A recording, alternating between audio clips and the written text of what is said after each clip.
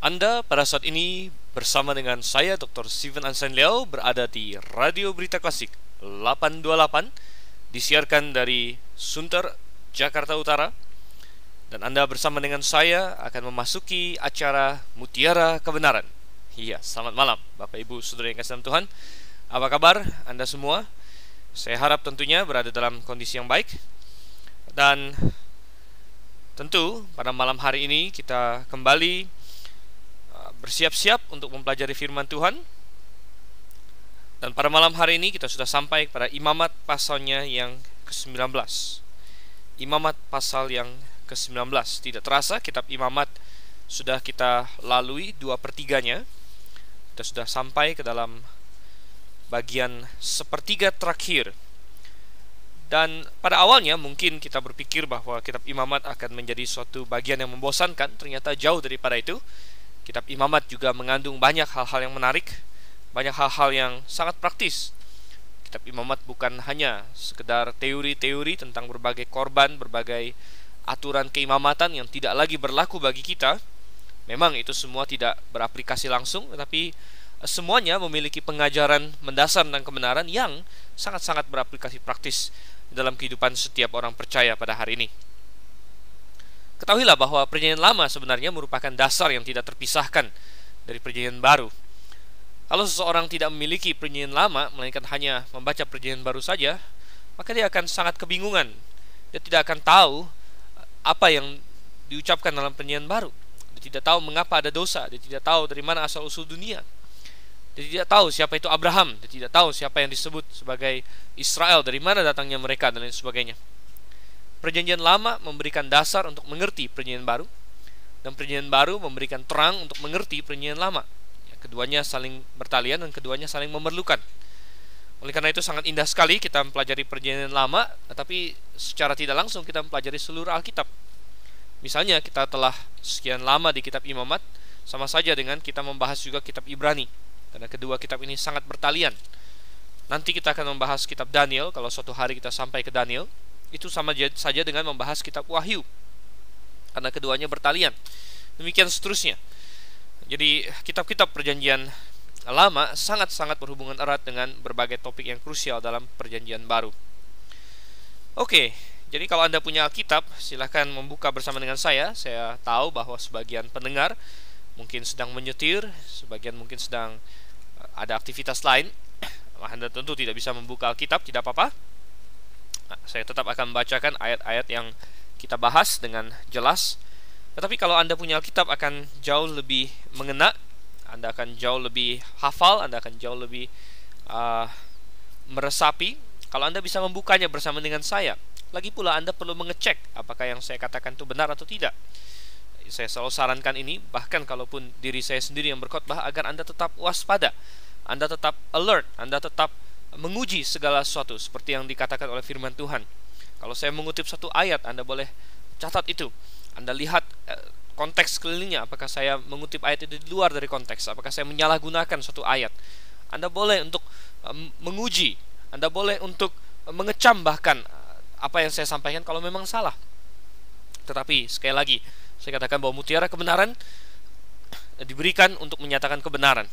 Dan kebenaran bukan secara teoritis saja, tapi juga untuk menantang. Ya, kalau salah, Anda singkirkan itu. Tapi kalau benar, apa yang Anda akan lakukan dengan kebenaran?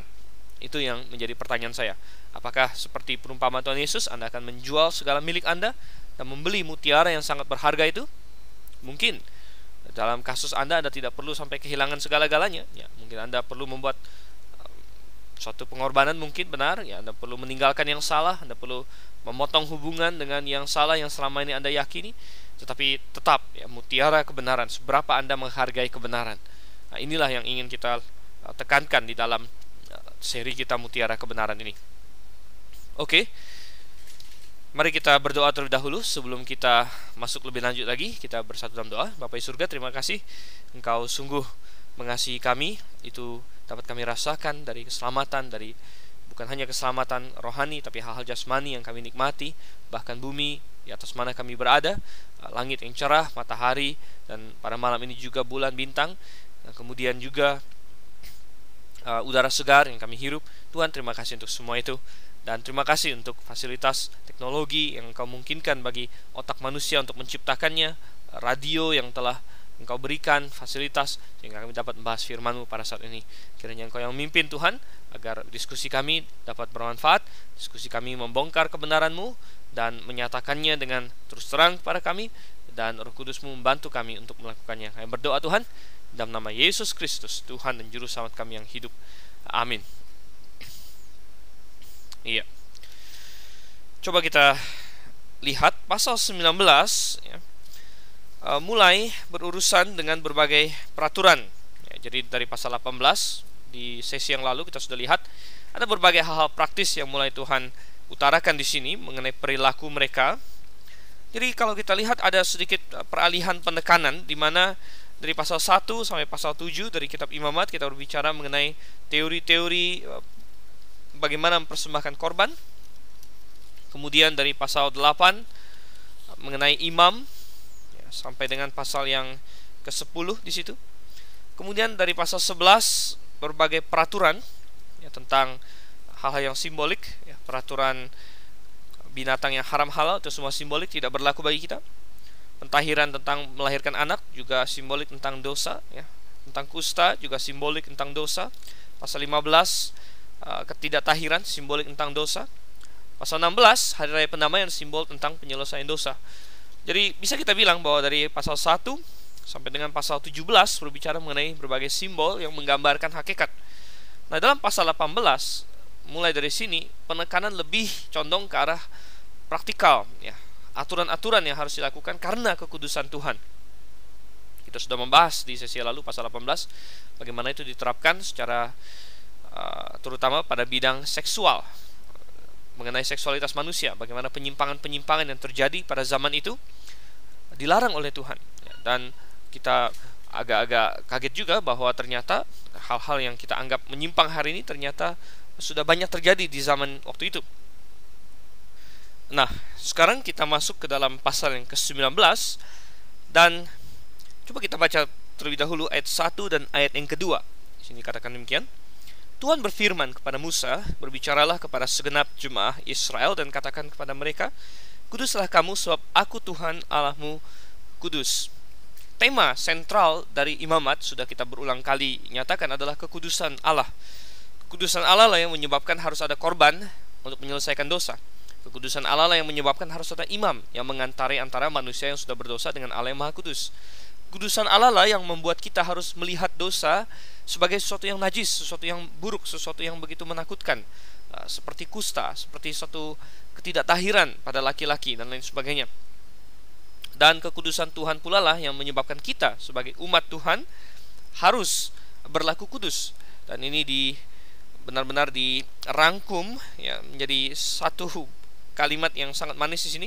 Kuduslah kamu sebab aku Tuhan Allahmu kudus. Kalau kita mengakui Yehova sebagai Allah kita, sebagai juru selamat kita, maka kita harus kudus sama seperti Dia kudus. Pemikiran ini bukan hanya pemikiran Perjanjian Lama, tetapi juga dikutip bahkan dalam Perjanjian Baru. Coba kita buka di dalam 1 Petrus pasal yang pertama. 1 Petrus pasal yang pertama, ayatnya yang ke-13 sampai ayat yang ke-16 saya bacakan. Sebab itu, siapkanlah akal budimu, waspadalah dan letakkanlah pengharapanmu seluruhnya atas kasih karunia yang dianugerahkan kepadamu pada waktu penyataan Yesus Kristus. Hiduplah sebagai anak-anak yang taat dan jangan turuti hawa nafsu yang menguasai kamu pada waktu kebodohanmu. Tapi hendaklah kamu menjadi kudus di dalam seluruh hidupmu sama seperti Dia yang kudus yang telah memanggil kamu. Sebab ada tertulis, kuduslah kamu sebab aku kudus. Saudara, kita lihat di sini Petrus pun menegaskan kembali apa yang dinyatakan dalam Perjanjian Lama. Satu hal yang saya ingin bahas karena kebetulan kita menyinggung masalah ini pada saat ini adalah seberapa banyakkah hal-hal Perjanjian Lama yang harus kita lakukan dalam Perjanjian Baru. Ini sering menjadi suatu perdebatan yang menarik, saudara. Kadang-kadang ada orang yang mengutip satu ayat, satu perintah atau satu larangan dalam Perjanjian Lama, kemudian pihak lain berkata, itu sudah tidak berlaku lagi bagi kita. Bagaimana kita tahu mana yang berlaku, mana yang tidak berlaku ya? Satu patokan yang jelas adalah Perjanjian Baru. Kita harus mencari Perjanjian Baru untuk melihat apakah yang dalam Perjanjian Lama itu masih berlaku atau tidak. Aturan yang baku adalah kalau Perjanjian Baru bilang itu tidak berlaku lagi, maka tidak berlaku. Tetapi kalau perjanjian baru tidak mengatakan apa-apa mengenai masalah itu, maka itu tetap berlaku. Suatu aturan lain lagi yang cukup baik adalah kita melihat apakah hal yang dilakukan atau yang diperintahkan dalam perjanjian lama itu bersifat simbolik atau tidak. Apakah itu memiliki aturan moral, apakah dia memiliki suatu alasan moral, ataukah dia hanya simbolik, ataukah itu hanya berlaku untuk Israel saja. Ingat bahwa perjanjian lama atau hukum Taurat dapat dibagi menjadi 3 bagian, yaitu hukum-hukum yang bersifat moral. Ini berlaku sepanjang zaman. Jangan mencuri, jangan membunuh, walaupun tidak diulang mungkin sebagiannya. Jangan berzina, jangan mengucapkan saksi dusta, walaupun tidak diulang secara eksplisit dalam perjanjian baru, namun itu tetap berlaku karena nomor 1 tidak dibatalkan dalam perjanjian baru, jadi tetap berlaku. Dan nomor 2, itu adalah hukum moral, hukum yang bukan situasional, bukan kontekstual, melainkan suatu moral. Nah, bagian kedua dari hukum Taurat adalah hukum-hukum yang bersifat seremonial religius. Jadi ini adalah hukum-hukum yang bersifat simbolik. Contohnya pengorbanan kambing domba, Dan kita tahu ini semua tidak lagi berlaku bagi kita karena nomor 1, perjanjian baru memang sudah meniadakan semua itu. Kitab Ibrani meniadakan korban, Sabat, misalnya hari Sabat ditiadakan. Ada banyak ayat dalam perjanjian baru, sudah banyak kita bahas. Saya tidak mau singgung terlalu banyak lagi saat ini. Dan hal-hal lain, keimamatan Harun dan lain sebagainya tidak ada lagi, kita sudah diganti. Perjanjian baru cukup tegas mengatakan bahwa seluruh orang percaya saat ini adalah imam. Itu adalah hukum-hukum seremonial. Dan yang ketiga adalah hukum-hukum sipil Israel. Karena hukum Taurat diberikan sebagai undang-undang dasar Israel juga, maka ada beberapa aturan yang berkenaan dengan kehidupan sipil mereka yang tidak berlaku bagi kita. Contohnya adalah mengenai hukuman-hukuman yang dijatuhkan kepada kejahatan ini, kejahatan itu, mengenai hukum-hukum perang mereka. Hal-hal seperti itu tentu tidak berlaku bagi kita. Tapi kita menilah yang mana yang menjadi hukum moral, itu harus kita lakukan. Dan kuduslah kamu sebab aku kudus, kata Tuhan. Ini adalah suatu hukum moral. Kita harus kudus. Apa arti kata kudus sebenarnya? Kata kudus sering kita identikan dengan ketiada berdosaan. Ya, memang benar, kata kudus mengandung makna ketiada berdosaan juga, tetapi kata kudus memiliki pengertian dasar terpisah. Bahasa Ibrani adalah dari kata kadosh, atau kodesh, dan ini memiliki pengertian terpisah, terpisah bagi Tuhan.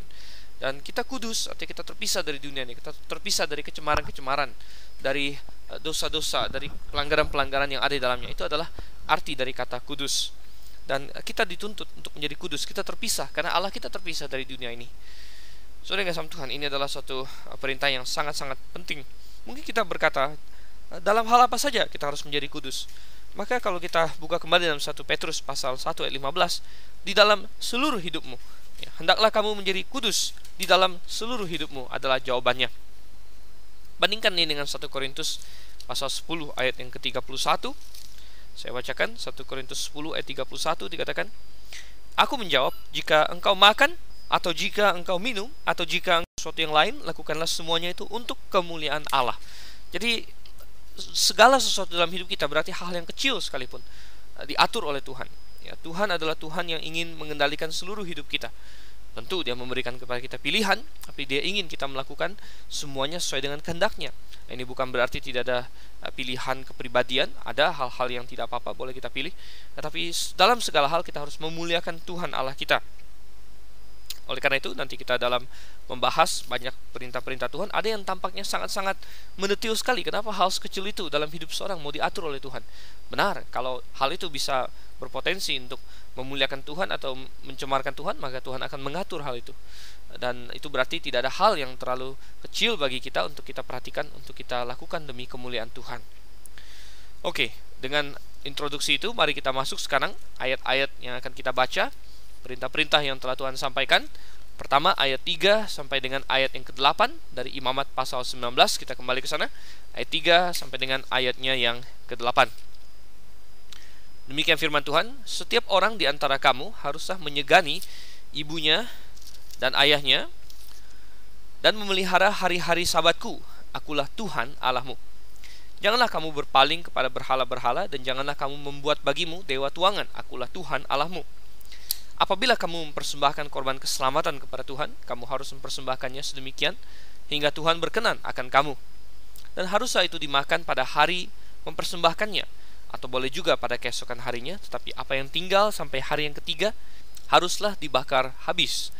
Jikalau dimakan juga pada hari yang ketiga, maka itu menjadi sesuatu yang jijik, dan Tuhan tidak berkenan akan orang itu. Siapa yang memakannya akan menanggung kesalahannya sendiri, karena ia telah melanggar kekudusan persembahan kudus yang kepada Tuhan. Nyawa orang itu haruslah dilenyapkan dari antara orang-orang sebangsanya. Kalau kita lihat banyak antara perintah-perintah yang akan kita bahas di pasal 19 ini mencerminkan atau merupakan perluasan minimal dari 10 hukum Tuhan. Ya, memang benar 10 hukum yang telah kita bahas dalam Keluaran pasal 20 yang diberikan di Gunung Sinai adalah basis moral dari banyak sekali hukum-hukum Israel yang lain. Dan banyak pasal-pasal yang berkaitan dengan berbagai perintah merupakan ekspansi atau perluasan atau penjelasan lebih mendetil lagi penerapan praktikal dari ke-10 hukum itu. Termasuk di pasal 19 dari kitab Imamat ini, banyak perintah-perintah sini merupakan perluasan lagi dari 10 hukum. Seperti di ayat 3, Tuhan mengawali dengan seseorang harus menyegani ibunya dan ayahnya. Bukankah ini sama dengan perintah nomor 5 yang mengatakan hormatilah ayahmu dan ibumu? Dan mungkin ada yang berkata, kenapa seluruh rangkaian perintah ini dimulai dengan masalah ayah dan ibu? Seolah-olah tidak tepat. Mestinya dia dimulai dengan mengenai Allah misalnya, seperti ayat 4, jangan kamu berpaling kepada berhala-berhala dan lain sebagainya. Tetapi memulai dengan orang tua adalah hal yang benar sekali sebenarnya di sini, karena orang tua sebenarnya adalah wakil Allah bagi seorang anak. Dan seorang anak ketika dia baru lahir, dia belum kenal dengan Allah yang menciptakan dia, tapi dia langsung kenal dengan orang tuanya. Orang tuanya ada di sana sebagai wakil Allah untuk memperkenalkan dia kepada Allah. Dan seorang anak seharusnya mendengarkan orang tuanya, karena orang tuanya telah dipercayakan Allah untuk mendidik anak itu. Jadi orang tuanya adalah wakil Allah untuk mendidik dia. Dan kalau seseorang tidak bisa taat kepada orang tuanya, dia memberontak kepada orang tuanya, maka dalam hidupnya dia tidak bisa taat kepada Allah. Dia akan terus memberontak kepada Allah. Oleh karena itu, saudara yang kasih Tuhan, ini hal yang perlu kita camkan. Mengapa Tuhan sangat menekankan masalah orang tua, sampai-sampai panjang atau pendeknya umur seseorang dikaitkan dengan masalah orang tua. Anda masih ingat di dalam ayat-ayat, misalnya di Efesus, coba kita lihat ya. Ayat Efesus pasal 6 ayat 1-3. Hai anak-anak, taatilah orang tuamu dalam Tuhan, karena haruslah demikian. Hormatilah ayahmu dan ibumu. Ini adalah suatu perintah yang penting, seperti yang nyata dari janji ini, supaya kamu berbahagia dan panjang umurmu di bumi. Mentaati orang tua, menghormati mereka, dikaitkan dengan panjang umur bahkan. Ini adalah hal yang serius bagi Tuhan, benar. Karena kalau seseorang tidak pernah belajar mentaati orang tuanya, yang bisa dilihat, yang sangat terasa secara literal, secara fisik kasih mereka, yang bahkan menyediakan makanan dan memungkinkan hidup jasmani anak itu, kalau dia tidak bisa mengucap syukur, menghormati dan mentaati orang tuanya, maka jangan diharap dia akan bisa mentaati Allah, hormat kepada Allah dengan hormat yang seharusnya. Oleh karena itu, hal yang sangat penting, dan iblis juga tahu akan hal ini. Oleh karena itu, iblis pada hari ini berusaha menghancurkan institusi keluarga. Dia membuat anak-anak berontak kepada orang tua. Generasi hari ini adalah generasi pemberontak, saudara yang kasih Tuhan. Dan ini dibantu dengan musik pemberontak, musik rock and roll yang adalah musik generasi ini adalah musik pemberontakan. Ini diakui sendiri oleh para musisi rock, diakui sendiri oleh para pengamat musik. Ya, dan banyak orang berpikir, tidak apa-apa. Bahkan saya ada membaca satu buku yang berjudul Wild at Heart, saudara, ditulis oleh John Eldridge.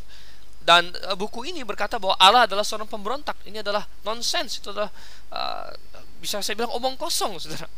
Allah pemberontak? Tidak, Allah tidak pemberontak. Allah tidak pernah memberontak. Ya. Allah adalah sang pemberi hukum, Allah cinta hukum. Kita berkata seperti itu. Ya.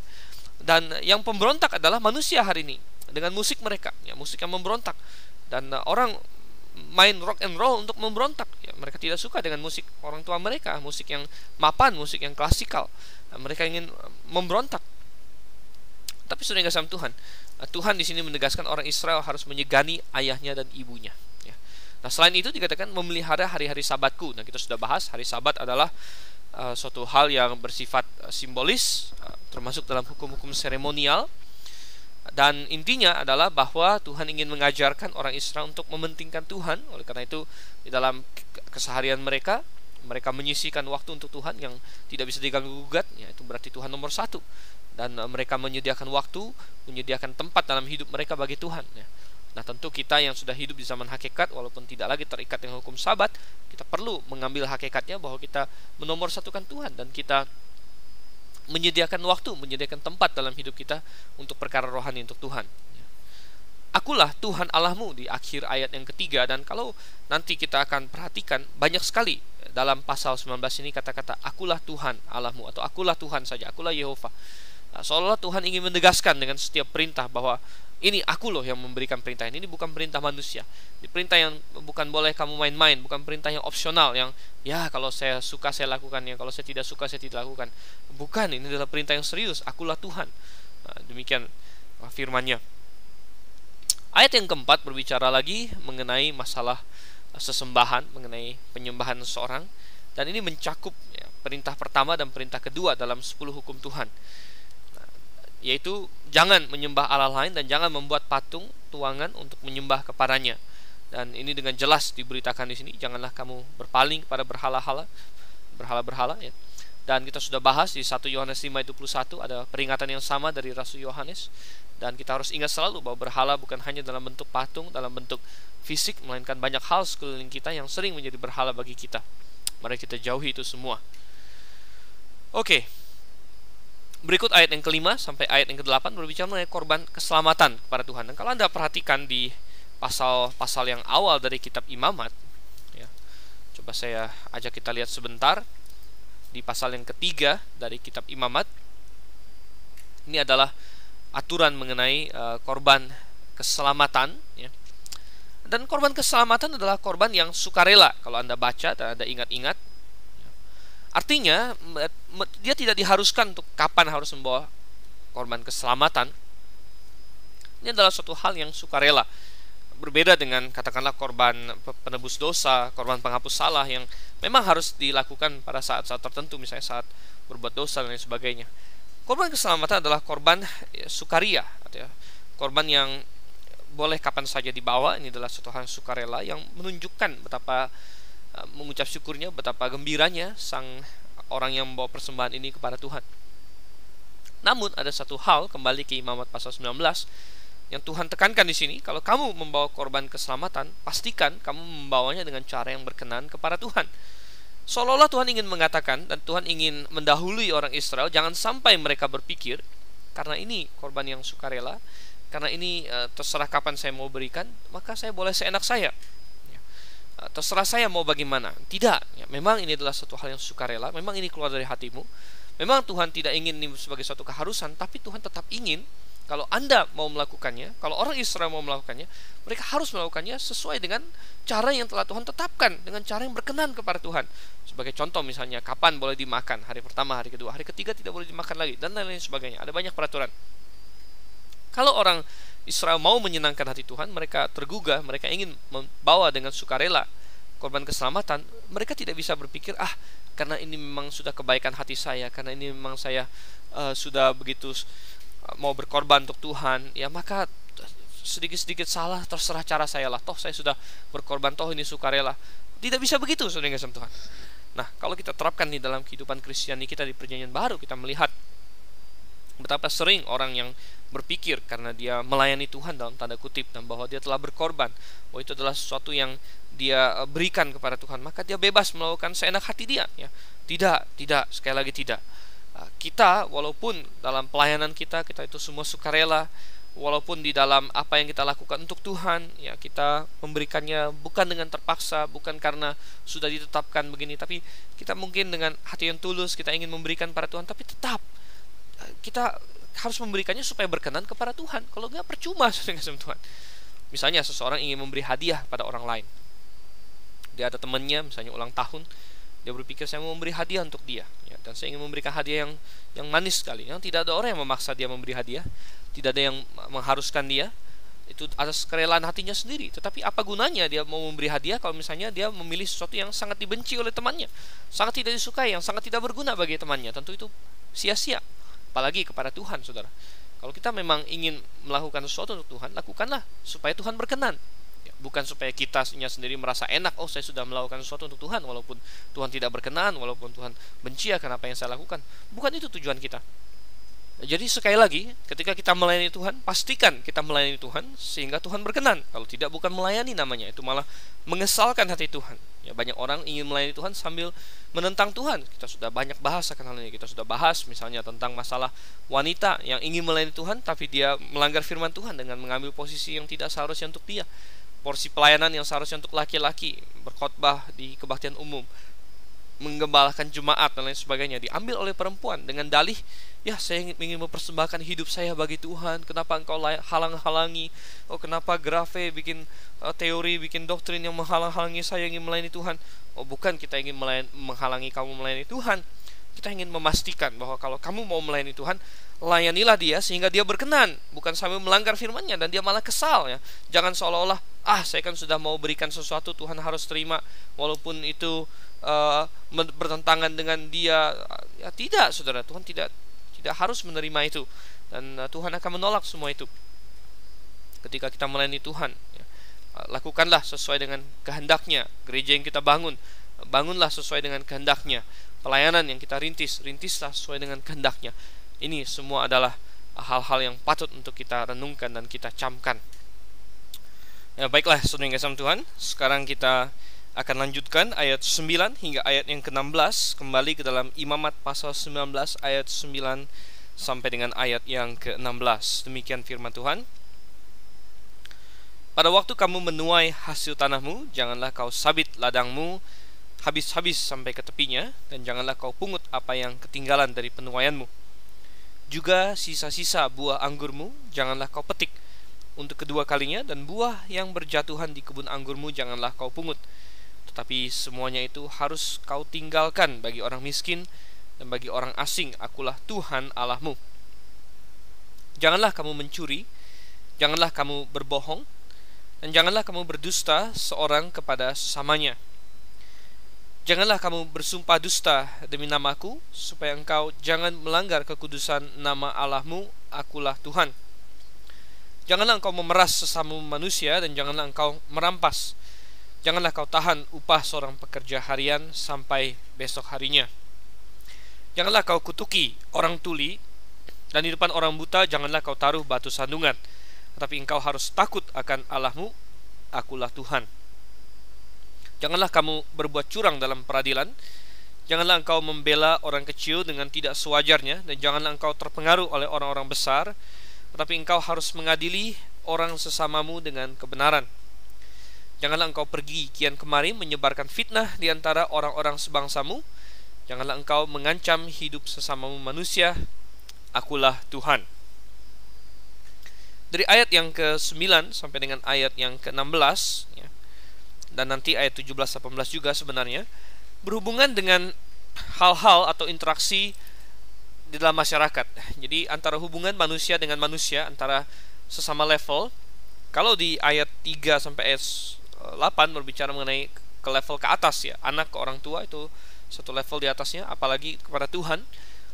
Dari ayat 9 sampai ayat yang ke-16 berbicara mengenai interaksi sesama level di antara manusia itu sendiri. Dan ada banyak hal yang Tuhan berikan di sini menunjukkan Tuhan kita adalah Tuhan yang Maha Pengasih. Dia adalah Tuhan yang membela hak orang-orang miskin. Dia adalah orang yang membela Tuhan yang membela anak yatim, janda. Dia tidak ingin ada orang yang dipermainkan. Dia tidak ingin ada orang yang memandang rendah sesamanya hanya karena situasi hidupnya yang kurang beruntung. Tetapi semua orang harus diperlakukan sebagai manusia, ya, seterpuruk-terpuruknya dia adalah sesama manusia. Banyak yang hari ini mencari model ekonomi yang sempurna, ya, tidak ada model ekonomi yang sempurna pada hari ini. Banyak orang berbicara mengenai komunisme, sosialisme, kapitalisme. Tidak ada yang sempurna, ya. Komunisme, ya, tidak bisa bekerja dalam dunia yang sudah jatuh dalam dosa ini. Ide dari komunisme adalah bahwa manusia semuanya dibagi rata, ya. Jadi seberapapun Anda bekerja, pokoknya pada akhirnya Anda mendapat sekian. Semua orang dibagi rata. Tapi masalahnya adalah ini membuat tidak ada insentif untuk bekerja. Kalau saya bekerja banyak, bekerja sedikit, hasilnya tetap sama, maka tidak ada insentif bagi saya untuk bekerja, ya. Dan akhirnya negara-negara komunis menjadi negara-negara yang miskin, ya. Cina yang belakangan bisa bangkit walaupun komunis, ya, tetap tidak menerapkan komunisme dalam ekonominya. Ya, ekonomi Cina adalah ekonomi kapitalis sebenarnya, hanya susunan politiknya yang komunis. Tetapi negara yang mencoba menerapkan komunisme secara ekonomi, contohnya Soviet dulu, ya ternyata runtuh. Demikian juga salah satu kelemahan komunisme yang lain adalah dibagi ratanya resource atau hasil itu hanya berlaku bagi orang biasa. Bagi para pemimpin tentu mereka mendapat lebih dan lebih. Ini tentunya akhirnya menimbulkan kesenjangan juga. Kapitalisme juga tidak bisa berjalan dengan baik di dunia yang sudah jatuh dalam dosa ini, karena kapitalis yang tamak akhirnya dengan tidak berbelas kasihan semakin menggencet orang-orang yang miskin. Ya. Nah, sosialisme tentu saja berusaha untuk menggabung keduanya, tapi juga tidak berhasil dengan kasih Tuhan. Ya. Karena sosialisme akhirnya membuat orang yang miskin merasa dia nyaman karena dia disubsidi dan lain sebagainya, dan dia tidak berusaha untuk kaya, tidak bekerja keras. Ya. Jadi ada banyak kelemahan dan tidak ada satupun yang sempurna. Ya. Nanti sistem ekonomi yang sempurna adalah ketika Tuhan datang. Ya. Tapi satu hal yang menarik adalah bahwa Tuhan tetap di dalam seluruh kitabnya menjunjung tinggi hak pribadi seseorang. Jadi jelas Alkitab tidak mengajarkan komunisme.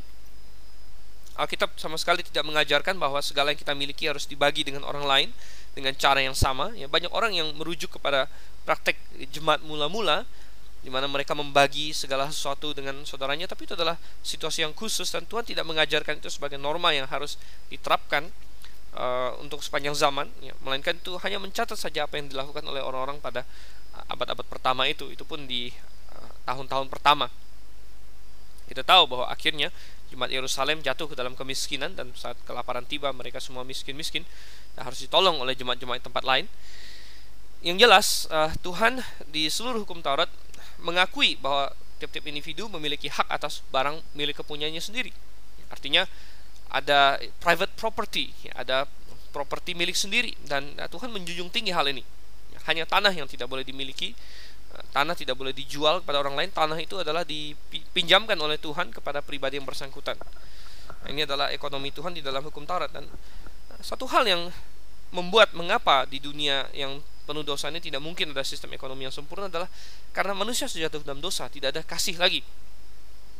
Di dalam Imamat 19 di sini kita melihat bagaimana Tuhan mengakui adanya private property. Ya, orang boleh punya ladang, boleh punya kebun anggur yang besar sekali, ya. Seolah-olah kapitalisme, tapi kapitalisme yang diperlembut dengan kasih yang luar biasa. Dan kalau seseorang takut kepada Tuhan, maka dia akan memperlakukan anak buahnya dengan baik dan tidak akan menggencet mereka. Bahkan dia akan baik sekali dengan orang-orang di sekitarnya. Bahkan ada aturan di sini ayat 9, ayat 10, ya.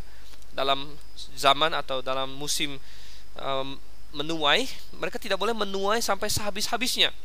Nah, ini tentu berbeda dengan banyak kapitalis hari ini yang sangat-sangat tamak, yang ingin mendapatkan sen terakhir dari Anda dan yang sama sekali tidak peduli dengan orang-orang upahannya. Ini berbeda sekali. Nah, Tuhan di sini sangat memperhatikan bukan hanya sang pemilik ladang, tapi orang yang bekerja padanya, dan jangankan itu, orang-orang yang sekitarnya yang miskin-miskin yang tidak punya apa-apa pun diperhatikan oleh Tuhan. Sehingga kita temukan di sini, jangan kau sabit ladangmu habis-habis ke tepi, harus ditinggalkan. Buah jangan dipetik semua, biarkan untuk orang yang miskin, ya. Kau tidak akan rugi dan Tuhan akan memberkati engkau dengan luar biasa. Ini yang Tuhan tetapkan di sini. Dan tentunya contoh penerapan akan hal ini sangat famous, sangat terkenal sekali, terjadi di kitab Rut, di mana Boas di sana sebagai seorang pemilik tuan tanah yang kaya raya, ya, ternyata dia menuruti perintah Tuhan di sini di Imamat 19, dan dia tidak menyabit habis, bahkan sengaja dia, karena dia melihat Rut datang dan mengambil yang terjatuh pada gandum itu, dia justru menyuruh anak buahnya untuk sengaja meninggalkan sebagian dari berkas-berkas gandum itu. Sungguh seorang yang sangat luar biasa sekali. Ayat yang ke-11 di sini, jangan mencuri, jangan berbohong. Ya, ini mengulang sedikit lagi tentang 10 hukum.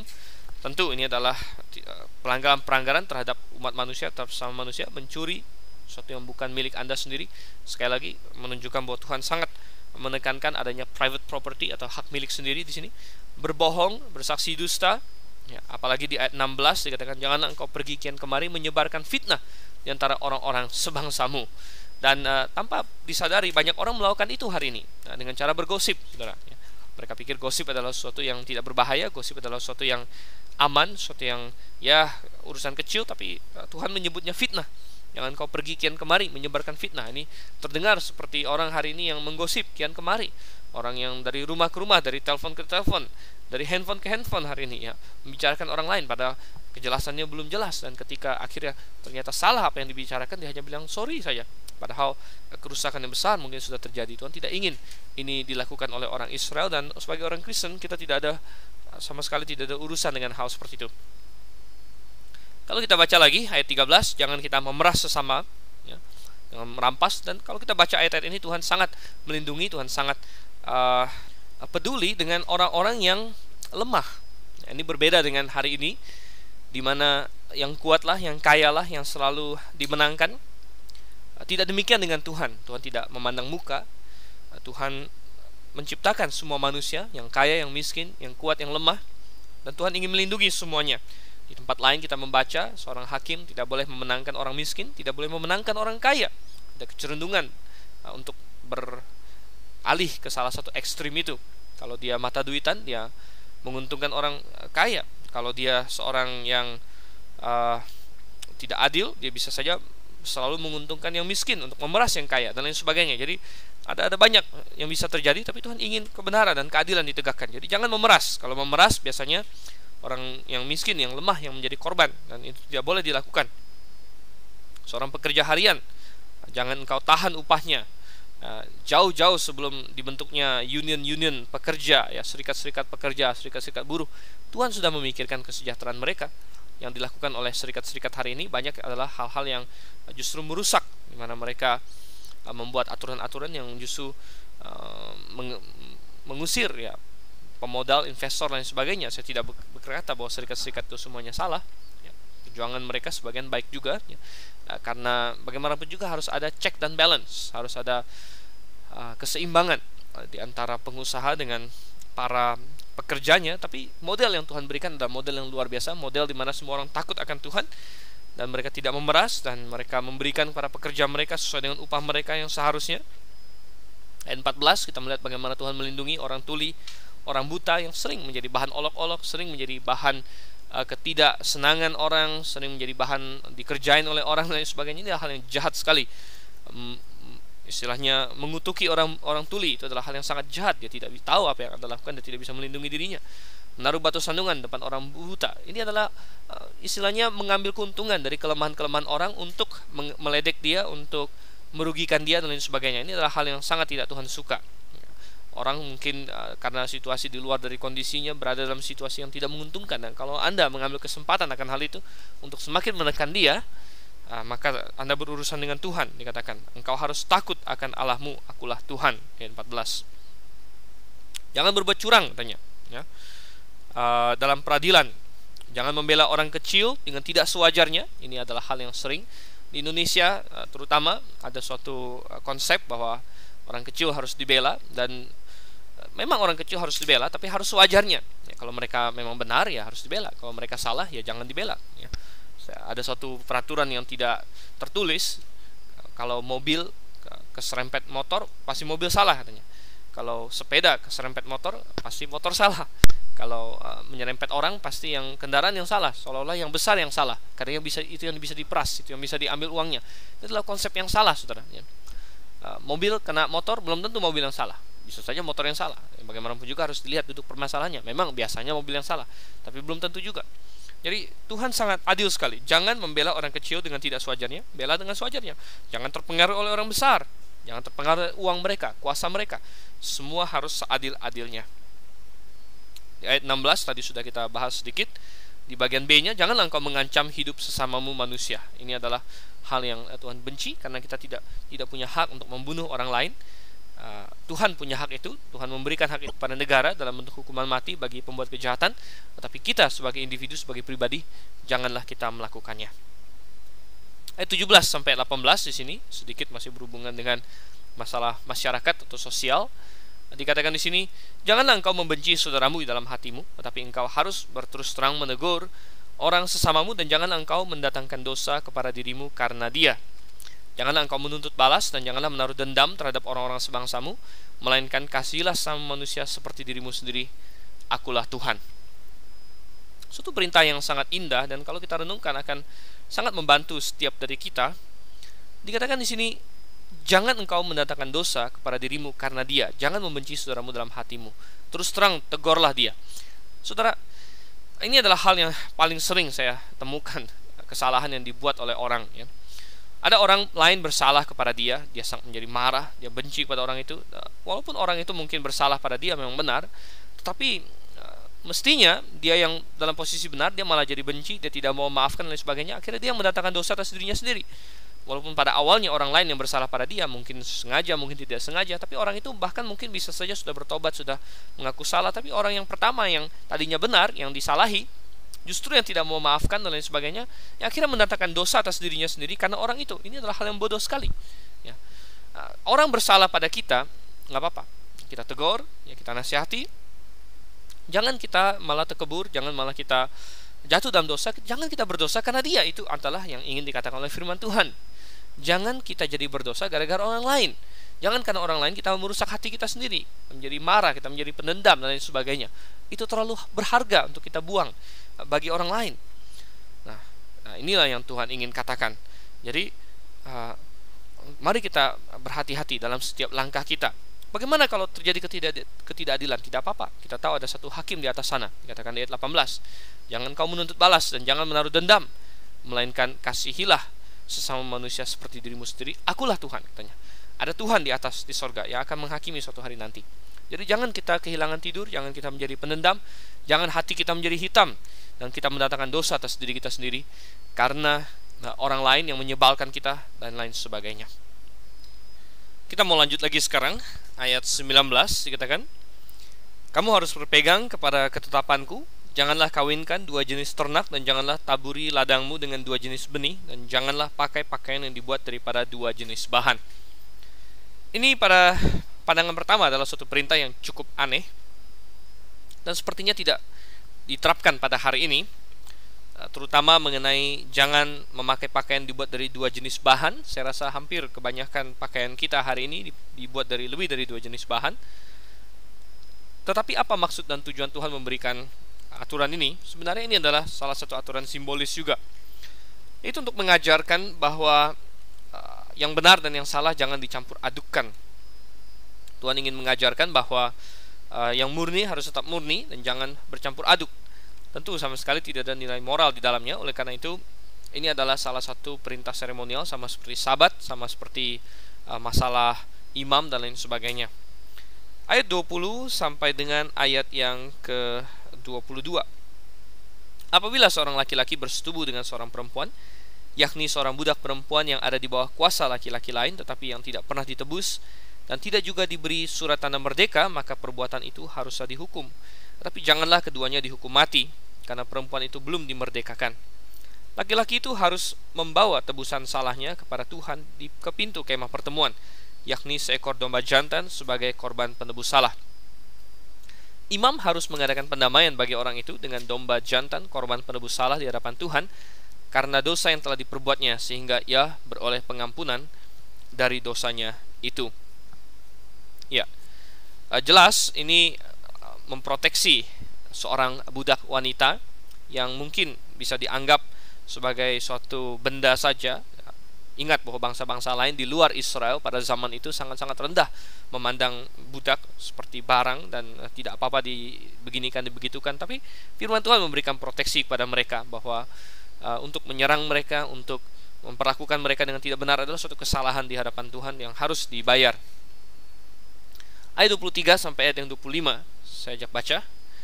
Apabila kamu sudah masuk ke negeri itu dan menanam bermacam-macam pohon buah-buahan, janganlah kamu memetik buahnya selama 3 tahun dan jangan memakannya. Tapi pada tahun yang keempat haruslah segala buahnya menjadi persembahan kudus sebagai puji-pujian bagi Tuhan. Barulah pada tahun yang kelima kamu boleh memakan buahnya supaya hasilnya ditambah bagimu. Akulah Tuhan Allahmu. Nah, sepertinya ini adalah suatu perintah yang aneh, apalagi kalau kita tidak mengerti tentang perkebunan. Tapi menurut sumber-sumber perkebunan, ahli-ahli dendrologis, katanya pohon-pohon, terutama pohon-pohon buah-buahan ya, itu akan lebih cepat bertumbuh kalau misalnya beberapa tahun pertama mereka dibiarkan terlebih dahulu, dan istilahnya mereka tidak langsung dikomersilkan pada awal-awal hidup mereka, walaupun mungkin mereka sudah mulai berbuah sedikit, tapi kalau itu dibiarkan dulu ya. Nah, Tuhan tentu sangat mengetahui akan hal ini. Oleh karena itu, pada awal mereka masuk, katanya untuk beberapa tahun pertama janganlah mereka mengkomersialkan pohon-pohon itu terlebih dahulu ya, tapi mereka bisa hidup dari hal-hal lain, dari gandum yang mereka tanam mungkin, dari binatang-binatang dan lain sebagainya. Tetapi untuk pohon buah-buahan, kalau mereka membiarkannya berapa tahun, kemudian barulah setelah mempersembahkan pada Tuhan, mereka menikmati hasilnya sendiri, maka hasilnya akan menjadi maksimal. Saya yakin Tuhan yang menciptakan pohon jauh lebih tahu daripada manusia. Bahkan sampai hari ini pun ilmu pengetahuan masih seringkali menemukan hal-hal yang baru, yang menarik, hukum-hukum yang membuat efektivitas bertambah dan lain sebagainya. Dan kita tidak perlu heran kalau misalnya Tuhan yang menciptakan semua itu sudah jauh lebih tahu akan hal itu beribu-ribu tahun yang lalu. Ayat 26 sampai ayat yang ayat yang ke-30 ya, langsung saja 26 sampai 31 maksudnya. Janganlah kamu makan sesuatu yang darahnya masih ada. Janganlah kamu melakukan telaah atau ramalan. Janganlah kamu mencukur tepi rambut kepalamu berkeliling, dan janganlah engkau merusakkan tepi janggutmu. Janganlah engkau menggoresi tubuhmu karena orang mati, dan janganlah merajah tanda-tanda pada kulitmu. Akulah Tuhan. Janganlah engkau merusak kesucian anakmu perempuan dengan menjadikan dia perempuan sundal, supaya negeri itu jangan melakukan persundalan, sehingga negeri itu penuh dengan perbuatan mesum. Kamu harus memelihara hari-hari sabatku dan menghormati tempat kudusku. Akulah Tuhan. Janganlah kamu berpaling kepada arwah atau kepada roh-roh peramal. Janganlah kamu mencari mereka, dan dengan demikian menjadi najis, karena mereka akulah Tuhan Allahmu. Sekilas tampak sepertinya ada beberapa hal yang aneh di sini, dari perintah-perintah tentang hal-hal yang jelas salah, sampai pada perintah-perintah tentang hal-hal yang seolah-olah tidak ada salahnya. Dari perintah tentang hal-hal yang besar sampai pada hal yang kecil, dari mengenai persundalan sampai cara memotong rambut. Kenapa Tuhan sedemikian berbuat seperti ini? Ingat tadi 1 Korintus 10 ayat 31 berkata, muliakanlah Tuhan dalam segala apa yang kamu lakukan, baik kamu makan, kamu minum. Tuhan rindu agar setiap hal kecil apapun yang kita lakukan mencerminkan Dia. Artinya, saudara yang kasih Tuhan, ya, mengenai masalah darah kita sudah pernah bahas itu, tidak usah saya ulang lagi bahwa ini melambangkan kehidupan pada zaman itu. Kemudian di bagian 26b, janganlah kamu melakukan telaah atau ramalan. Lanjutkan di ayat 31, Tuhan sangat benci dengan yang namanya roh-roh peramal. Nah, ini sangat banyak prakteknya bagi kita hari ini. Anda tahu bahwa teknik peramalan, teknik penujuman, ya, hal-hal yang bersifat magic dan lain sebagainya semakin meningkat di zaman kita, dan orang mulai tidak takut lagi akan hal-hal itu. Jadi dunia kita sekarang sudah beralih ke dunia postmodern istilahnya. Kalau dunia dulu ya, yang percaya Tuhan dan lain sebagainya, lalu diserang oleh modernisme katanya. Modernisme adalah dunia yang materialisme, yang tidak percaya adanya roh, yang tidak percaya adanya spirit, tidak percaya tentang Allah dan lain sebagainya. Semata-mata ilmu pengetahuan yang fisika dan lain sebagainya. Tetapi kini orang mulai mengakui adanya roh, adanya spirit ya, dan mereka mulai bermetafisika. Jadi after physics ya, setelah fisika, setelah hal-hal materi. Namun mereka tentunya sebagaimana dituntun oleh iblis mencari ke arah yang salah. Orang mulai percaya ada hantu walaupun mereka belum tentu percaya ada Tuhan ya. Bayangkan, orang takut iblis tapi tidak takut Allah. Orang percaya mengenai ramalan tentang magic, kuasa-kuasa yang seperti itu, tapi mereka tidak percaya tentang Alkitab. Jadi ini adalah metafisika yang salah. Ini adalah dunia postmodernisme, dunia di mana segalanya relatif. Jadi tidak ada yang salah ya. Magic pun tidak salah. Ada magic yang baik, ada magic yang buruk katanya. Dan film-film seperti Harry Potter, Star Wars, Star Trek, semua ya, Lord of the Rings mengedepankan konsep ini. Ada sihir putih, sihir hitam dan lain sebagainya.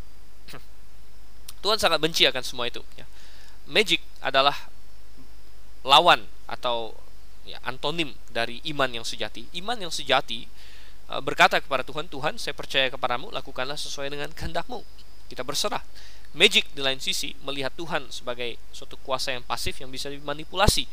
Saya ingin lakukan ini, saya ingin magic membantu saya berbuat ini, dan seringkali bertentangan dengan norma-norma. Jadi magic berusaha untuk memanipulasi Tuhan yang diibaratkan sebagai suatu kekuatan yang pasif, yang impersonal. Sedangkan iman kebalikannya membiarkan diri kita dipakai oleh Tuhan, dituntun oleh Tuhan. Jadi mengapa Tuhan sangat membenci magic? Ya, karena magic selalu berhubungan dengan roh-roh jahat. Ya, adalah setan dan iblis-iblis yang mempunyai kekuasaan lebih daripada manusia, yang mencoba untuk menarik manusia masuk ke dalam dunia okult, dunia hitam, ramal-meramal dan sebagainya. Tidak ada seorang pun yang tahu masa depan selain Tuhan. Ya, yang ada adalah ramalan-ramalan palsu dan manusia yang dibohongi oleh iblis-iblis yang pintar memang. Ya, mereka pintar sekali. Ya, mereka bisa meramalkan sampai dengan angka ketepatan tertentu. Banyak juga yang berbohong dan sebagainya. Ya. Yang jelas kita tidak diperbolehkan untuk berhubungan dengan mereka. Kadang-kadang ada orang bilang, tapi bener loh, suara kakek saya muncul. Ya, iblis bisa meniru itu semua. Jangan heran. Oleh karena itu jangan kita terlibat di dalamnya. Kemudian kita melihat ayat yang ke-27, masalah mencukur rambut. Nah, kenapa Tuhan pentingkan masalah cukur rambut? Ya benar, ini adalah hal yang penting sebenarnya. Fashion hari ini menjadi sesuatu yang sangat penting bagi anak muda, bukan hanya muda, bagi semua orang. Dan Tuhan ingin punya andil dalam fashion Anda. Nah, fashion termasuk menggunting rambut, bukan hanya itu, termasuk juga cara berpakaian. Dan Tuhan tidak ingin ayat 27 di sini, orang Israel mencukur tepi rambutnya dengan gaya tertentu yang waktu itu diidentikan dengan penyembahan berhala. Jadi kita harus melihat konteks historisnya di sini. Jangan kamu mencukur tepi rambut kepalamu berkeliling, dan janganlah engkau merusakkan tepi janggutmu. Ya, ini jelas sekali berhubungan dengan penyembahan berhala. Ya, kalau kita perhatikan, ini akan diulangi lagi di ayat yang kelima dari pasal 21. Jangan menggundul bagian kepalanya, jangan mereka mencukur tepi janggutnya, dan lain sebagainya. Nah, jadi rupanya orang-orang Mesir, orang-orang Kanaan, penyembah berhala waktu itu, memiliki suatu potongan rambut tertentu yang diidentikan atau dihubung-hubungkan dengan penyembahan berhala. Dan Israel harus menolak itu. Dan kita hari ini juga harus menolak banyak jenis pakaian, banyak jenis potongan rambut, karena konotasi mereka. Kita bukan hanya berpikir bahwa potongan rambut ini tidak apa-apa, tetapi kita harus melihat orang seperti apa yang biasanya diasosiasikan dengan itu. Orang seperti apa yang diasosiasikan dengan pakaian seperti itu. Ya, kalau kita tahu, maka kita harus menjauhinya. Kadang-kadang ini juga masalah kesaksian, saudara. Mungkin sesuatu tidak berbahaya bagi kita, tapi kalau orang lain melihat kita seperti itu, sementara dia tahu kita orang Kristen, maka dia berpikir kita memperbolehkan hal itu. Ya, contohnya, mungkin tidak ada yang salah dengan mengecat warna rambut Anda, tapi itu bisa menjadi kesaksian yang buruk. Ya. Kalau misalnya ada orang yang berpikir bahwa Anda orang Kristen, kalau dia melihat Anda mengecat rambut Anda, mungkin dia berpikir bahwa ternyata boleh seperti itu, ternyata boleh ikut dunia fashion, ternyata boleh, dan dia menjadi semakin tertarik dengan hal-hal yang lain lagi, ya, yang lebih parah lagi dari itu. Ya, mungkin boleh untuk tato dan lain sebagainya, mungkin boleh untuk merubah ini, merubah itu, dan lain sebagainya. Nah, ini adalah hal-hal yang harus kita pikirkan. Apapun yang kita lakukan, pikirkan apa yang akan orang lain pikir. Apakah asosiasi dari hal yang saya pakai ini, t-shirt yang saya pakai, beberapa waktu lalu saya pernah ingin diberikan satu t-shirt dengan gambar bir di depannya. Nah, tentu tidak ada yang salah dengan t-shirt, ya. Dan saya juga tidak minum bir sama sekali, tapi saya menolak. Kenapa? Orang lain mungkin tidak tahu, dan dia bisa berpikir saya mendukung bir atau saya minum bir. Oleh karena itu saya menolak t-shirt yang gratis itu. Jadi saudara kasih Tuhan, ini adalah hal-hal seperti ini. Ini yang ingin Tuhan tekankan. Jangan mencukur rambutmu seperti itu, kata Tuhan kepada orang Israel, karena semua orang tahu itu adalah tanda penyembah berhala. Nah, hari ini ada musik-musik yang diidentikan dengan diskotik. Kenapa kita pakai dalam gereja? Ada pakaian-pakaian yang diidentikan dengan orang-orang yang tidak mengenal Allah. Mengapa kita pakai? Ada gaya rambut tertentu yang diidentikan dengan pemberontakan, diidentikan dengan anak-anak yang hura-hura, diidentikan dengan hal-hal yang tidak beres. Mengapa harus kita pakai? Inilah yang Tuhan ingin tekankan. Ayat 28, yang menarik sekali. Ya, jangan merajah tanda-tanda pada kulitmu, kata Tuhan. Ini adalah suatu perintah yang langsung melarang kita untuk melakukan tato. Tato merupakan sesuatu yang semakin populer hari ini.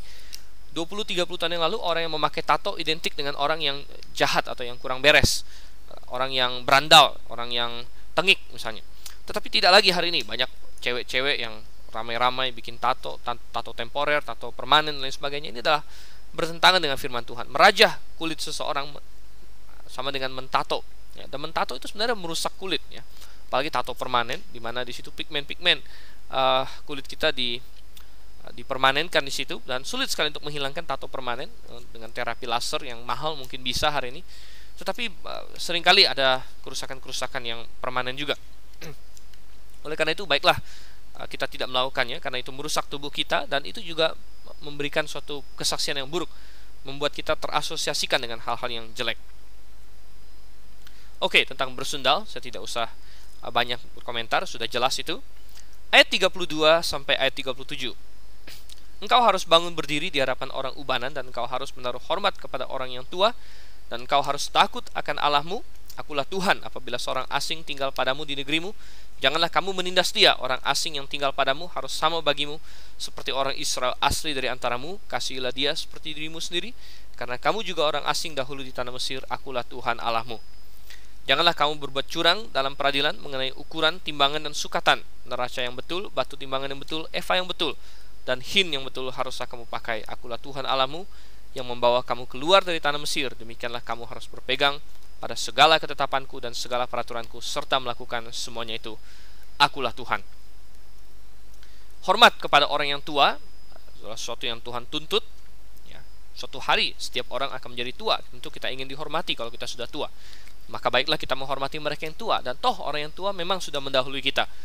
Mereka yang sudah istilahnya membuka jalan dalam kehidupan dunia ini bagi kita, ya. Tentu kita hormati mereka. Itu adalah hal yang patut sekali. Orang Kristen jangan kehilangan hormat bagi orang-orang yang tua. Kemudian orang asing tetap harus dikasihi. Tuhan mengingatkan, ya, orang asing, orang timpang, janda, orang buta, orang tuli, itu semua adalah orang yang Tuhan tahu berada dalam posisi lemah. Dan Tuhan sengaja menyebut mereka untuk melindungi mereka, dan kita harus mengasihi mereka. Jangan berbuat curang, katanya. Ukuran yang salah, timbangan yang double, dan sebagainya, itu hal yang Tuhan benci sekali. Dan Tuhan sangat menentang hal-hal itu. Ayat 37 merupakan akhir yang sangat sempurna, akhir yang sangat pantas bagi pasal ini. Demikianlah kamu harus berpegang pada segala ketetapanku dan segala peraturanku, serta melakukan semuanya itu. Akulah Tuhan.